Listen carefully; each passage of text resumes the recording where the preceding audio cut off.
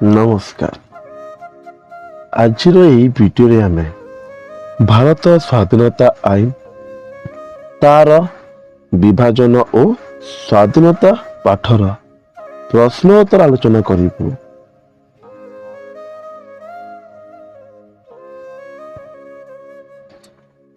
Cabinet ମିଶନର ମୁଖ୍ୟ ପ୍ରସ୍ତାବ ଗୁଡ଼ିକ କ'ଣ ଥିଲା? ବ୍ରିଟିଶ ସରକାର ଭାରତୀୟଙ୍କ ହାତରେ କ୍ଷମତା ହସ୍ତାନ୍ତର କରିବାକୁ ନିଷ୍ପତ୍ତି ନେଇ କ୍ୟାବିନେଟ ମିଶନ ପ୍ରତିନିଧିଙ୍କୁ ଭାରତକୁ ପଠାଇଲେ। ଏହି ମିଶନ 1946 ମାର୍ଚ୍ଚ 24 ଦିଲ୍ଲୀରେ ପହଞ୍ଚିଥିଲା।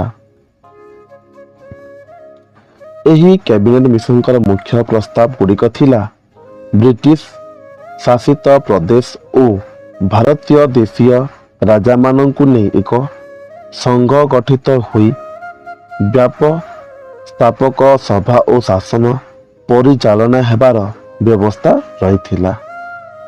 ବ୍ରିଟିଶ ଶାସିତ ପ୍ରଦେଶରୁ ସାଧାରଣ ବର୍ଗ ଓ ପ୍ରତ୍ୟେକ ସମ୍ପ୍ରଦାୟର ପ୍ରତିନିଧିତ୍ୱ ସହ 296 ଜଣ ଓ ଦେଶୀୟ ରାଜାମାନଙ୍କୁ 93 ଜଣ ପ୍ରତିନିଧିଙ୍କୁ ନେଇ 389 ସଦସ୍ୟ ବିଶିଷ୍ଟ ସମ୍ବିଧାନ ପ୍ରଣୟନ ସଭା ଗଠନ ହେଲା।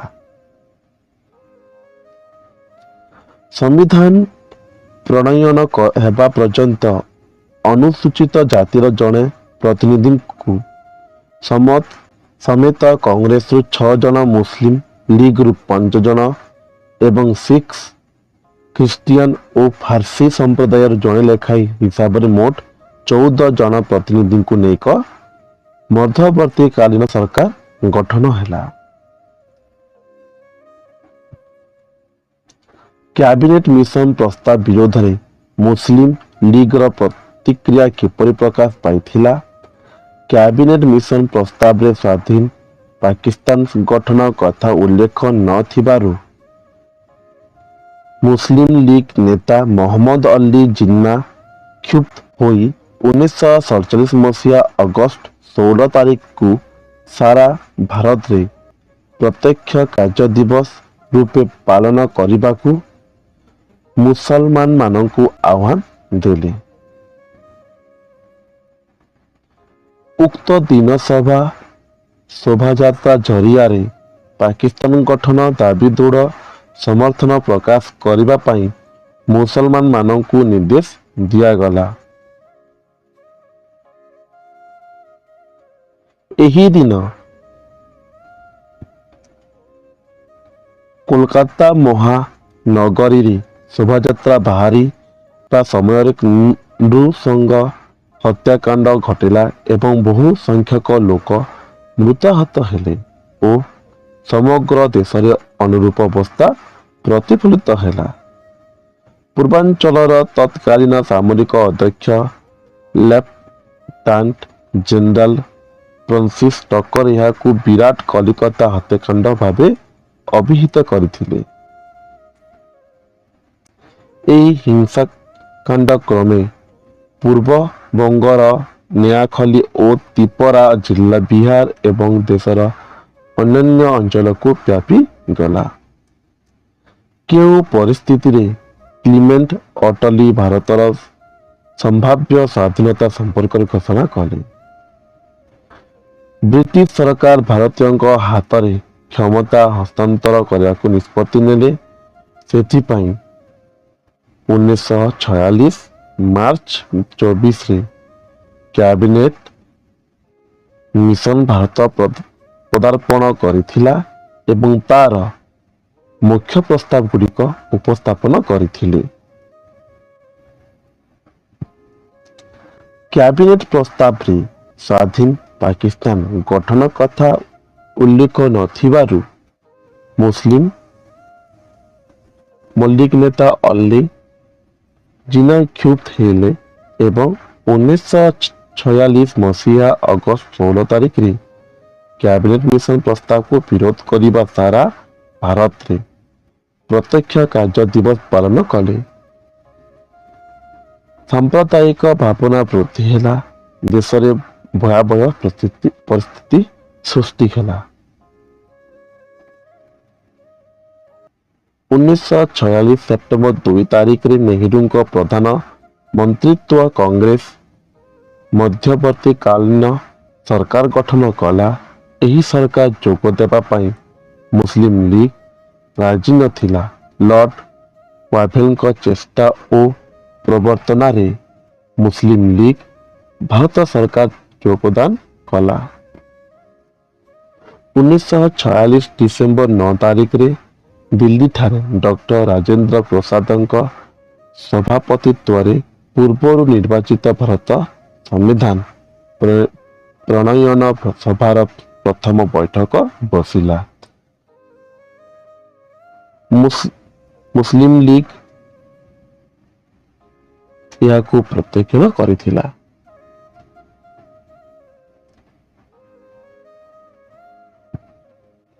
ଏହି ଘଡ଼ି ସନ୍ଧି ମୁହୂର୍ତ୍ତରେ ଭାରତ ସମସ୍ୟା ସମାଧାନ କରିବା ପାଇଁ ଇଂଲଣ୍ଡ ସରକାର ନିଷ୍ପତ୍ତି ନେଲେ। 1947 ଫେବୃଆରୀ 20 ତାରିଖରେ ଇଂଲଣ୍ଡ ପ୍ରଧାନମନ୍ତ୍ରୀ କ୍ଲିମେଣ୍ଟ ଅଟଲି ଘୋଷଣା କଲେ ଯେ 1948 ଜୁନ 30 ପୂର୍ବରୁ ଇଂରେଜମାନେ ଭାରତରେ କ୍ଷମତା ହସ୍ତାନ୍ତର କରିବେ।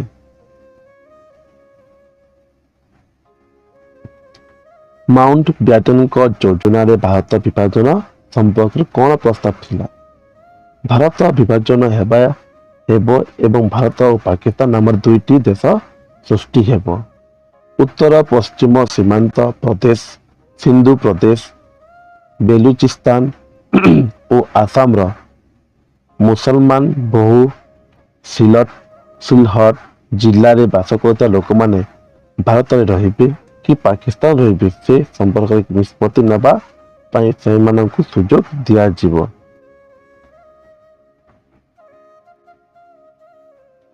ବଙ୍ଗଳା ଓ ପଞ୍ଜାବ ପ୍ରଦେଶ ବିଭାଜିତ ହେବ। ମୁସଲମାନ ବହୁଳ ପୂର୍ବବଙ୍ଗ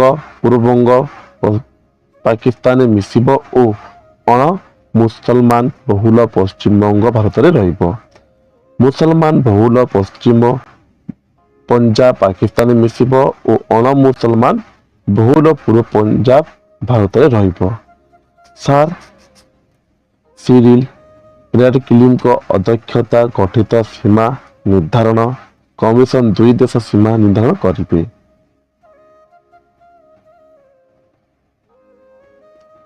ଦେଶୀୟ ରାଜ୍ୟଗୁଡ଼ିକ ଭାରତ କିମ୍ବା ପାକିସ୍ତାନରେ ମିଶିବା ପାଇଁ କିମ୍ବା ସ୍ୱାଧୀନ ରହିବା ପାଇଁ ନିଷ୍ପତ୍ତି ନେବା ସ୍ୱାଧୀନତା ଦିଆଯିବ। ଭାରତର ସମ୍ବିଧାନ ପ୍ରଣୟନ ସଭା ଚାଲୁ ରହିବ ଏବଂ ପାକିସ୍ତାନରେ ଏକ ଭିନ୍ନ ସମ୍ବିଧାନ ପ୍ରଣୟନ ସଭା ଗଠିତ ହେବ। ବ୍ରିଟିଶ ପାର୍ଲାମେଣ୍ଟ କ୍ଷମତା ହସ୍ତାନ୍ତର କରିବା ପାଇଁ 1947 ଅଗଷ୍ଟ 15 ପୂର୍ବରୁ ଏକ ଆଇନ ପାସ୍ କରିବେ। ଭାରତ ସ୍ୱାଧୀନତା ଆଇନର ମୁଖ୍ୟ ବ୍ୟବସ୍ଥା ଗୁଡ଼ିକ କ'ଣ ଥିଲା?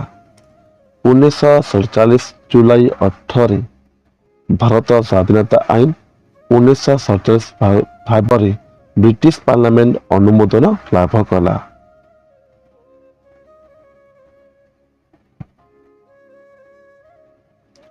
ଉକ୍ତ ଆଇନ ଅନୁସାରେ ଭାରତ ଓ ପାକିସ୍ତାନ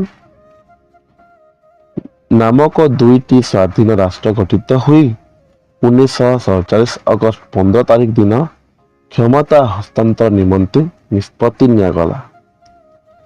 ଦେଶୀୟ ରାଜାମାନେ ଇଚ୍ଛା ଅନୁସାରେ ଭାରତ କିମ୍ବା ପାକିସ୍ତାନ ସହିତ ଯୋଗ ଦେବାର ସ୍ୱାଧୀନତା ପାଇଲେ ଓ 1947 ଅଗଷ୍ଟ 15ରୁ ଇଂଲଣ୍ଡ ସହିତ ସେମାନଙ୍କର ସମସ୍ତ ଚୁକ୍ତି ବିଲୋପ ଘଟିଥିଲା। ନିଜର ସମ୍ବିଧାନ ପ୍ରଣୀତ ହେବା ପର୍ଯ୍ୟନ୍ତ ପ୍ରତ୍ୟେକ ଦେଶ ସମ୍ବିଧାନ ପ୍ରଣୟନ ସଭାକୁ ବିଧାୟକ ସଭାର କ୍ଷମତା ଦିଆଗଲା ଏବଂ ଉଭୟ ଦେଶ ଭାରତ ଶାସନ ଆଇନ 1935 ଅନୁଯାୟୀ ଶାସନ କଲେ। ଇଂଲଣ୍ଡର ଭାରତ ସଚିବ ପଦ ଉଚ୍ଛେଦ କରାଗଲା। ପ୍ରତ୍ୟେକ ପ୍ରଶ୍ନର ଉତ୍ତର ପ୍ରାୟ 20 କୋଟି ଶବ୍ଦରେ ଲେଖ।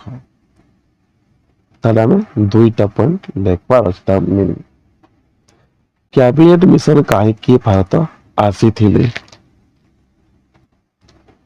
ବ୍ରିଟିଶ ସରକାର ଭାରତୀୟଙ୍କ ହାତରେ କ୍ଷମତା ହସ୍ତାନ୍ତର କରିବାକୁ ନିଷ୍ପତ୍ତି ନେଲେ।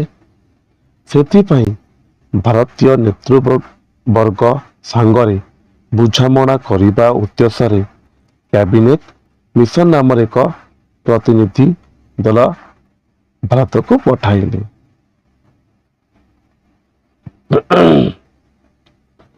ଇଂଲଣ୍ଡର କେଉଁ ପ୍ରଧାନମନ୍ତ୍ରୀଙ୍କ ସମୟରେ କ୍ୟାବିନେଟ ମିଶନ ଭାରତକୁ ଆସିଥିଲେ ଏବଂ କେଉଁମାନେ ଏହାର ସଦସ୍ୟ ଥିଲେ? କ୍ଲିମେଣ୍ଟ ଅଟଲି ଇଂଲଣ୍ଡର ପ୍ରଧାନମନ୍ତ୍ରୀ ଥିବା ସମୟରେ କ୍ୟାବିନେଟ ମିଶନ ଭାରତକୁ ଆସିଥିଲେ। ଭାରତର ସଚିବ ପେଥିକଲ ରେନ୍ସ ଏଭି ଆଲେକ୍ଜାଣ୍ଡାର ଓ ସାର୍ ଷ୍ଟାଫର୍ଡ କ୍ରିପସ୍ ଏହାର ସଦସ୍ୟ ଥିଲେ।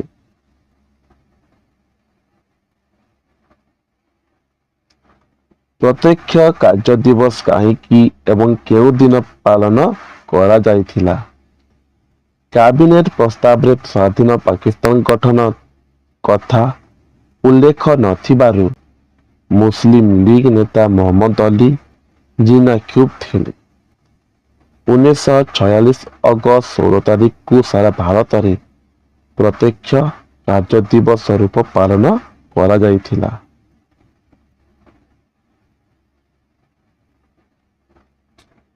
ମଧ୍ୟବର୍ତ୍ତୀକାଳୀନ ସରକାର କେବେ ଗଠିତ ହୋଇଥିଲା ଏବଂ ମୁସଲିମ ଲିଗ କେବେ ଏଥିରେ ଯୋଗ ଦେଇଥିଲେ? 1947 ସେପ୍ଟେମ୍ବର 2 ତାରିଖରେ ଜବାହରଲାଲ ନେହେରୁଙ୍କ ପ୍ରଧାନମନ୍ତ୍ରୀ ତ୍ୱରେ କଂଗ୍ରେସ ମଧ୍ୟବର୍ତ୍ତୀକାଳୀନ ସରକାର ଗଠନ କଲା। 1946 ଅକ୍ଟୋବର 13ରେ ମୁସଲିମ ଲିଗ ଏଥିରେ ଯୋଗ ଦେଇଥିଲେ।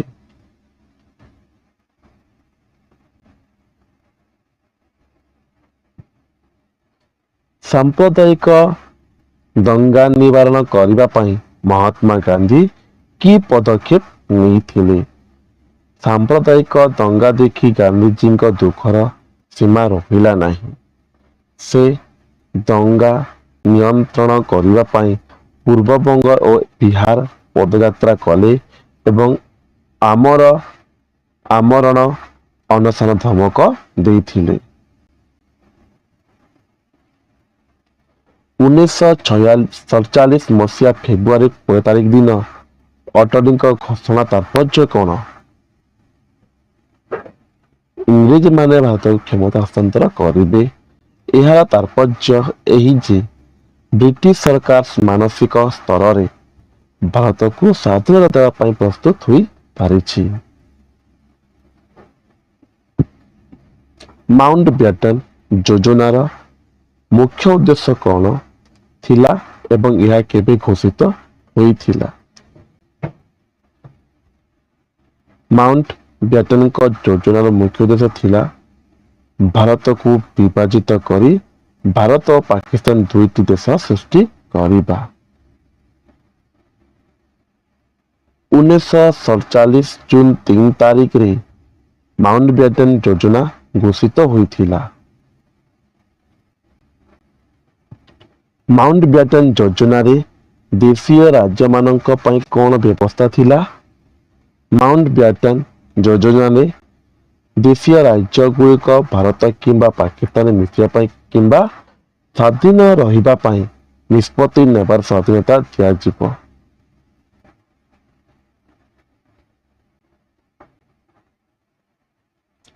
ସ୍ୱାଧୀନ ପାକିସ୍ତାନ ପ୍ରଥମ ଗଭର୍ଣ୍ଣର ଜେନେରାଲ ଓ ପ୍ରଥମ ପ୍ରଧାନମନ୍ତ୍ରୀ ଭାବେ କିଏ ଶପଥ ଗ୍ରହଣ କରିଥିଲେ? ସ୍ୱାଧୀନ ପାକିସ୍ତାନ ପ୍ରଥମ ଗଭର୍ଣ୍ଣର ଜେନେରାଲ ଭାବେ ମହମ୍ମଦ ଅଲି ଜିନ୍ନା ଶପଥ ନେଇଥିଲେ। ସ୍ୱାଧୀନ ପାକିସ୍ତାନ ପ୍ରଥମ ପ୍ରଧାନମନ୍ତ୍ରୀ ହୋଇଥିଲେ ଲିୟାକତ୍ ଅଲି ଖାଁ।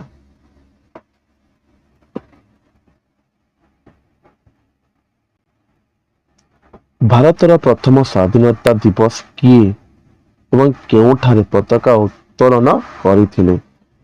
1947 ମସିହା ଅଗଷ୍ଟ 14 ତାରିଖ ବିଳମ୍ବିତ ରାତିରେ ଜବାହରଲାଲ ନେହେରୁ ଦିଲ୍ଲୀରେ ଲାଲକିଲ୍ଲା ଠାରେ ସ୍ୱାଧୀନ ଭାରତ ଜାତୀୟ ପତାକା ଉତ୍ତୋଳନ କରିଥିଲେ। କ୍ୟାବିନେଟ ମିଶନ କେବେ ଭାରତରେ ପହଞ୍ଚିଥିଲା? 1946 ମାର୍ଚ୍ଚ 24ରେ କ୍ୟାବିନେଟ ମିଶନ ନୂଆଦିଲ୍ଲୀରେ ପହଞ୍ଚିଥିଲା। ପ୍ରତ୍ୟକ୍ଷ କାର୍ଯ୍ୟ ଦିବସ ପାଳନ କରିବା ପାଇଁ ଆହ୍ୱାନ ଦେଇଥିଲେ। କିଏ ଆହ୍ୱାନ ଦେଇଥିଲେ? ପ୍ରତ୍ୟକ୍ଷ କାର୍ଯ୍ୟ ଦିବସ ପାଳନ କରିବା ପାଇଁ ମହମ୍ମଦ ଅଲି ଜିନା ଆହ୍ୱାନ ଦେଇଥିଲେ। କିଏ କଲିକତା ହିଂସାକାଣ୍ଡକୁ ବିରାଟ କଲିକତା ହତ୍ୟାକାଣ୍ଡ ଭାବେ ଅଭିହିତ କରିଥିଲେ? ପୂର୍ବାଞ୍ଚଳର ତତ୍କାଳୀନ ସାମରିକ ଅଧ୍ୟକ୍ଷ ଲେଫ୍ଟନାଣ୍ଟ ଜେନେରାଲ ଫ୍ରାନ୍ସିସ୍ ଟକର ଏହି ହିଂସାକାଣ୍ଡକୁ ବିରାଟ କଲିକତା ହତ୍ୟାକାଣ୍ଡ ଭାବେ ଅଭିହିତ କରିଥିଲେ। କିଏ ଭାରତର ମଧ୍ୟବର୍ତ୍ତୀକାଳୀନ ସରକାରର ନେତୃତ୍ୱ ନେଇଥିଲେ? ଜବାହରଲାଲ ନେହେରୁ।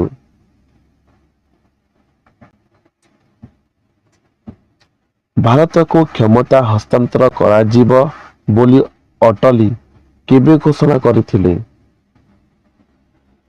1947 ଫେବୃଆରୀ 20 ତାରିଖରେ ଭାରତକୁ କ୍ଷମତା ହସ୍ତାନ୍ତର କରାଯିବ ବୋଲି ଅଟଲୀ ଘୋଷଣା କରିଥିଲେ।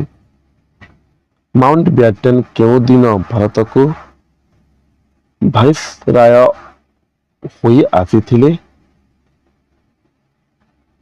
1947 ମାର୍ଚ୍ଚ 22ରେ। Lord Louis Mountbatten.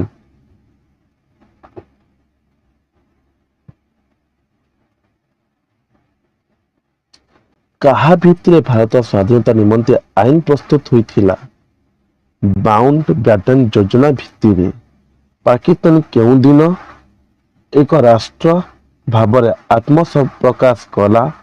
1947 ମସିହା ଅଗଷ୍ଟ 14 ତାରିଖରେ।